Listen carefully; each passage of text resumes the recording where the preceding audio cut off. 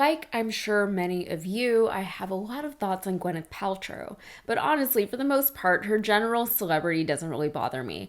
I won't not watch a movie if she's in it, although I'm not alone in thinking that she really didn't deserve that Oscar for Shakespeare in Love. And even her almost farcically elitist brand Goop is, it's fine. It's just not for me, but it was never meant for me. That's fine. Brands don't have to appeal to everyone, and Marketing 101 says that they should not even try to. It's not cost effective. But every once in a while, she does something or says something that just doesn't quite sit right with people. And recently, those in the anti-Gwyneth camp have been given a treasure trove of content. Gwyneth Paltrow is currently being sued for skiing into a man while on her vacation with her family, and it's alleged that she essentially left him on the side of the mountain for someone else to tend to him. Then I heard something I've never heard at a ski resort, and that was a blood-curdling scream. Making his case on the witness stand, Terry Sanderson says Oscar winner Gwyneth Paltrow plowed into him on a Deer Valley ski run 7 years ago, a moment he says changed his life forever. It was like somebody was out of control and gonna hit a tree and was gonna die. And that's what I had until I was hit. Sanderson is suing for at least $300,000. He says the crash left him with serious injuries, including broken ribs and permanent brain damage. Terry Anderson, a retired optometrist from Utah, is suing Paltrow for $300,000 for a crash that happened in 2016 in Utah's Deer Valley Resort. Sanderson's lawyer said of the crash that his client was knocked down hard and knocked out, with the crash causing, quote, a brain injury, 4 broken ribs, and other serious injuries. Paltrow got up, turned, and skied away, leaving Sanderson stunned, lying in the snow, seriously injured. Paltrow, who also claims that she was a victim in this crash, is countersuing for $1, a symbolic dollar, but also a literal dollar that she would like to receive. Mr. Sanderson categorically hit me on that ski slope, and that is the truth. In a bit that has already gone viral, when asked what damages Paltrow suffered as a result of the crash, she said, "Well, I lost half a day of skiing."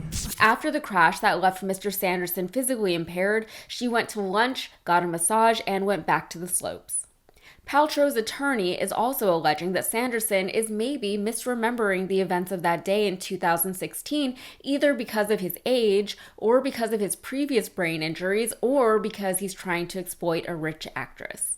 Now, the case itself seems ridiculous, and maybe it actually is. Sanderson is claiming that he's less charming now after the accident. He had to break up with his girlfriend as a result of the accident, and he's apparently traumatized by having to ski in a, quote, ungodly-looking red fluorescent outfit now, lest any A-listers run into him again. And Gwyneth Paltrow is a ridiculous person by so many counts, even going viral recently for detailing her diet of bone broth, vegetables, and IV drips. Now, I don't have to tell you about her scandalous line of scented candles or her comically expensive holiday gift guides. It just makes sense that if she was sued for anything, it would be for something like this, and that the trial would be as silly as this one is.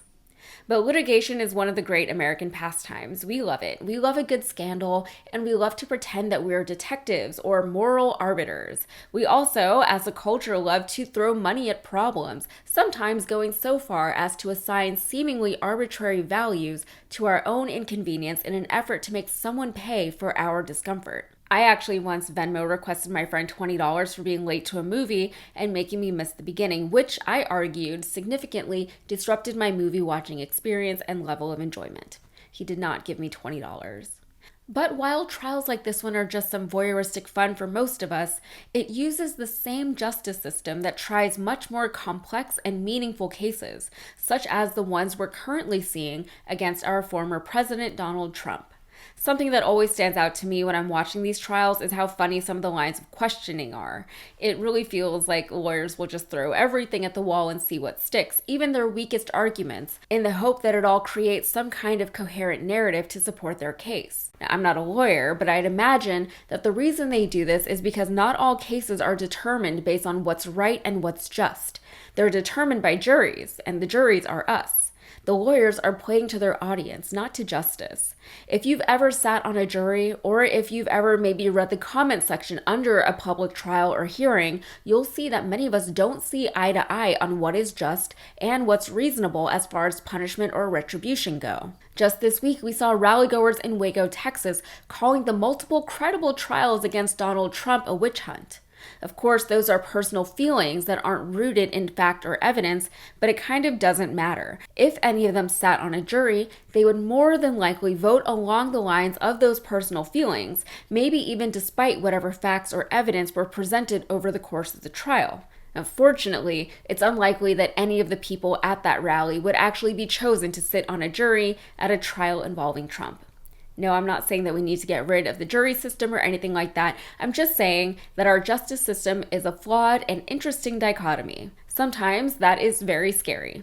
And sometimes, like in the case of Paltrow v. Sanderson, it is a gift.